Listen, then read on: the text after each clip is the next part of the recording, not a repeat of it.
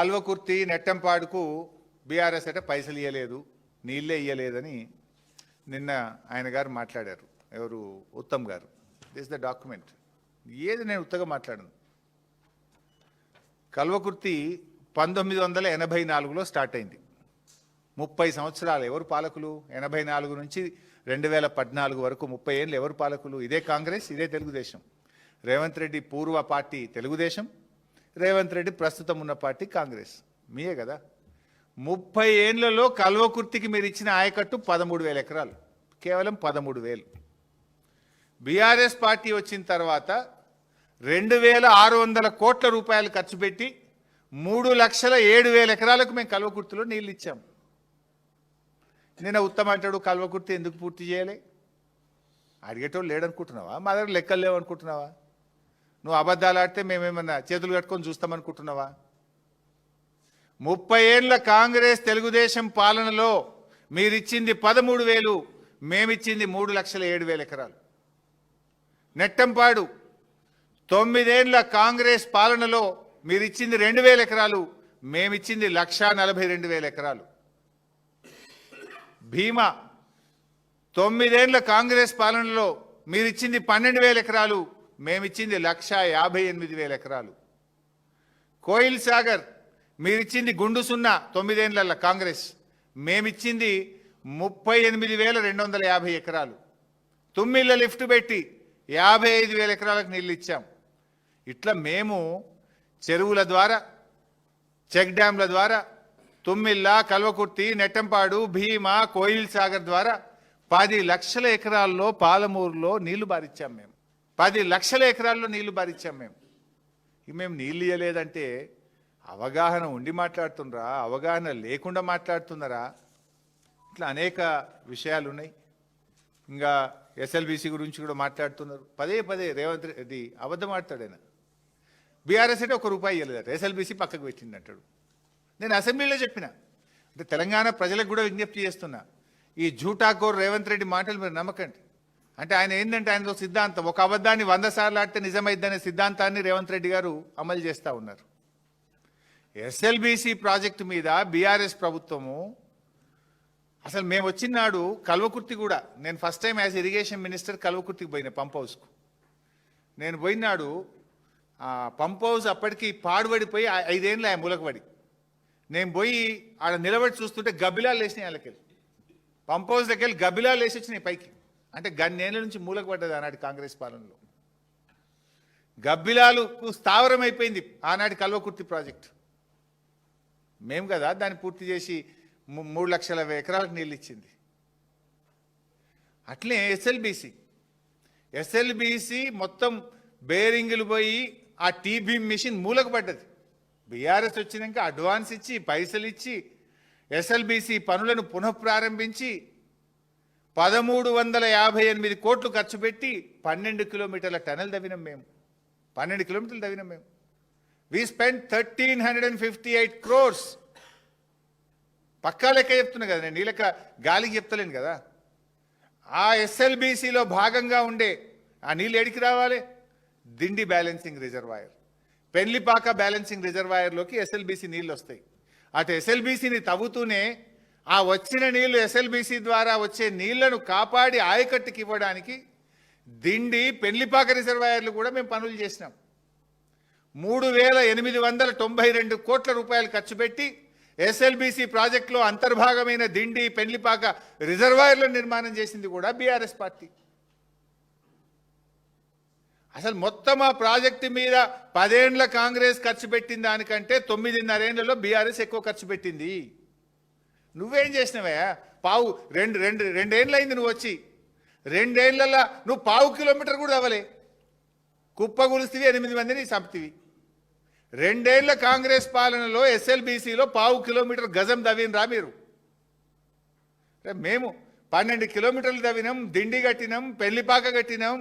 3,892 కోట్ల రూపాయలు ఖర్చు పెట్టింది బీఆర్ఎస్. ఇది మా నిజాయితీ నల్గొండ పట్ల, ఇది మా చిత్తశుద్ధి. నువ్వేం చేసినవా? 2 ఏళ్లలో గజం తవ్వినవా? గజం దవ్వలే, ఆగమాగం చేస్తేవి, దాన్ని కుప్పగూలిస్తేవి, 8 మందిని కడుపులో పొట్ట పెట్టుకుంటువి. ఇంకా మాట్లాడతారు, ఏ ముఖం పెట్టుకొని మాట్లాడతారు. ఒక ఆయన పోతాడు, ఆడికి పోయి చేపలు మంచుకుంటే ఇలా చేపలు పట్టుని, చేపలు వండుని అంటాడు. సచ్చి వాళ్ళు ఏడుస్తుంటే ఈయన చేపలు వండమంటాడు నాగార్జున సాగర్లో పోయి శ్రీశైలం కాడ. ఇది మీ నిజాయితీ.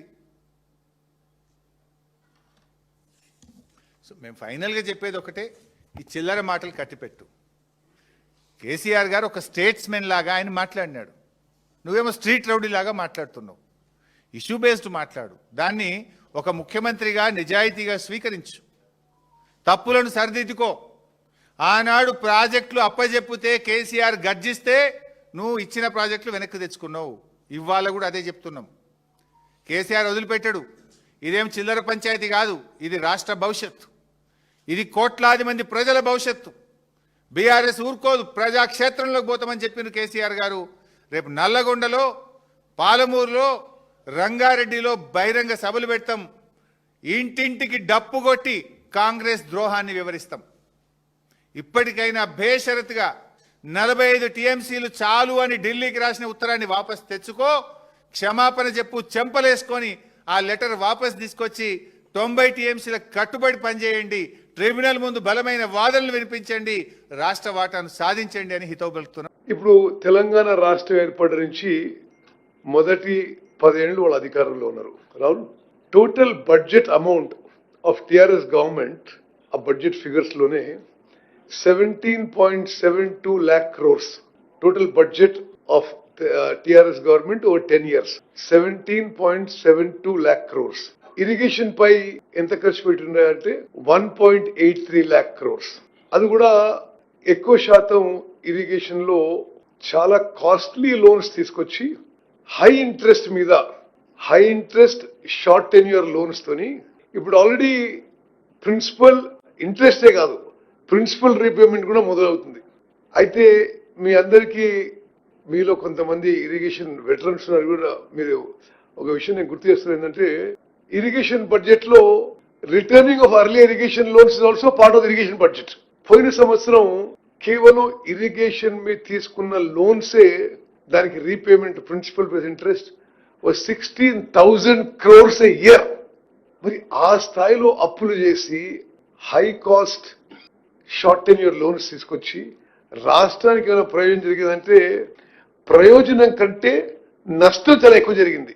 మరి అదే నష్టం చేసిన వాళ్ళే ఏదో ఒక ప్రొపగాండాను, ఒక హేళనగా మాట్లాడుతూ ఇంకెవరికేం తెలియదు, మేమే తెలివికల్లోన్నాం, అసలు ఇంకోలేంది ఆ అధికారులు ఉన్నట్టు అసలు వాళ్ళు చాలా అసందర్భంగా, అర్ధరహితంగా, మూర్ఖంగా మాట్లాడుతున్నారు.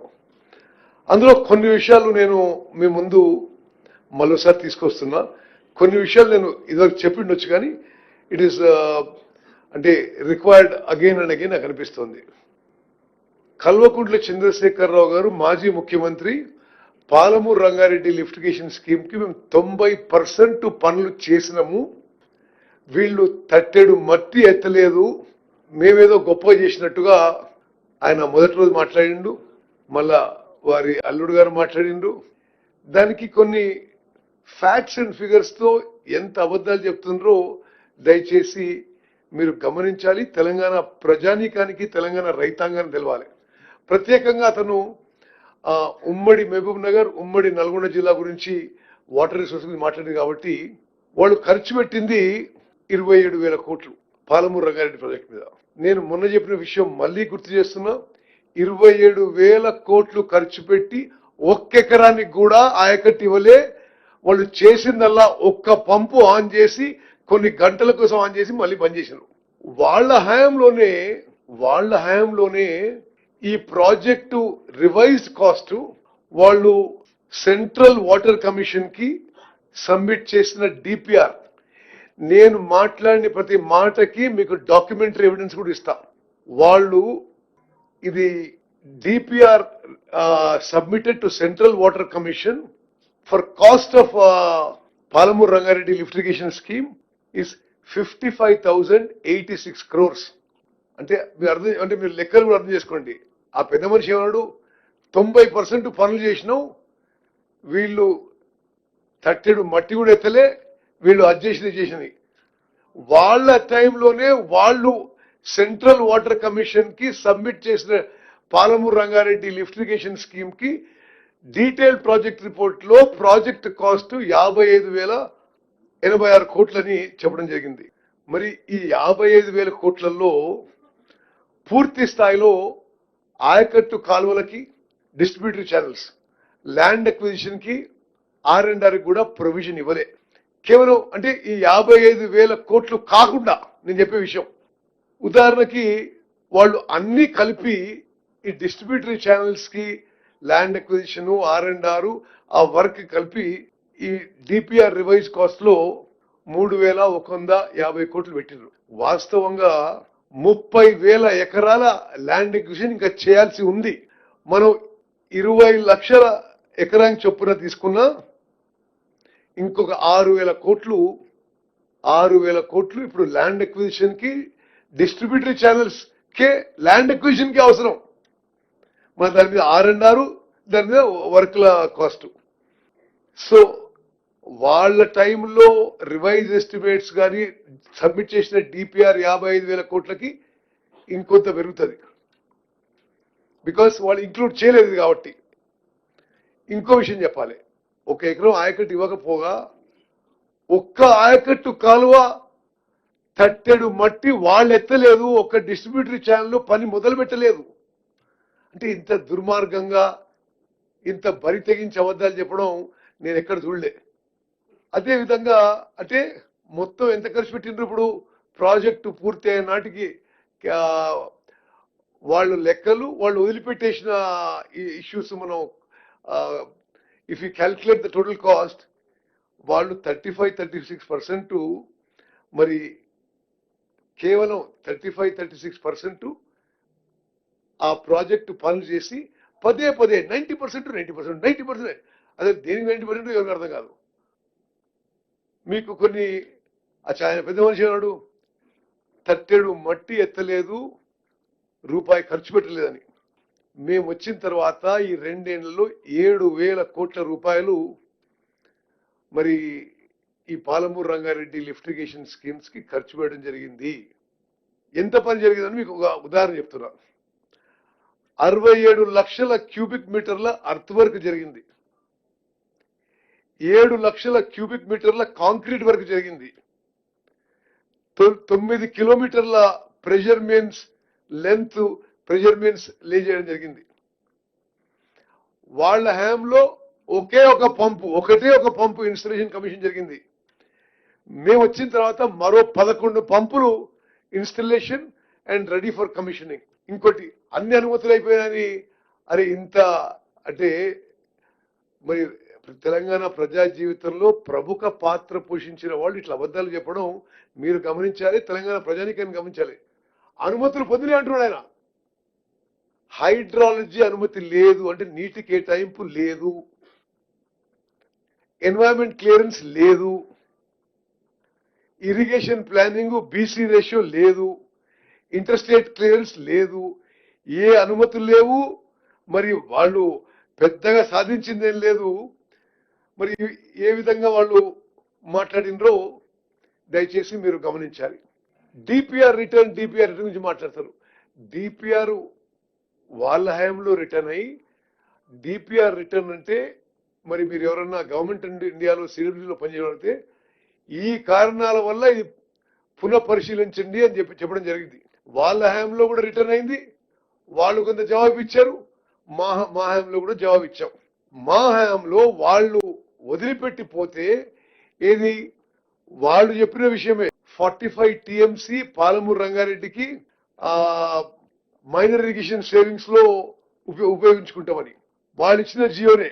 మరి దానికి అనుగుణంగా మేము వచ్చిన తర్వాత డీటెయిల్డ్ గా, ఇది మీరు జాగ్రత్త అయినాలే, వాళ్ళు 45 TMC from unutilized minor irrigation allocation అని చెప్పిపోతే మేము ఇప్పుడు సిడబ్ల్యూసీతో ఫాలోఅప్ అయ్యి ప్రతి చెరువులో మండలాల వారీగా ఎంత సేవింగ్స్ ఉందని చెప్పి సిడబ్ల్యూసీకి సబ్మిట్ చేసి ఈ మైనర్ ఇరిగేషన్ సేవింగ్ లో పాలమూరు రంగారెడ్డి అలొకేషన్ కి ఒక అడుగు ముందుకేస్తాం.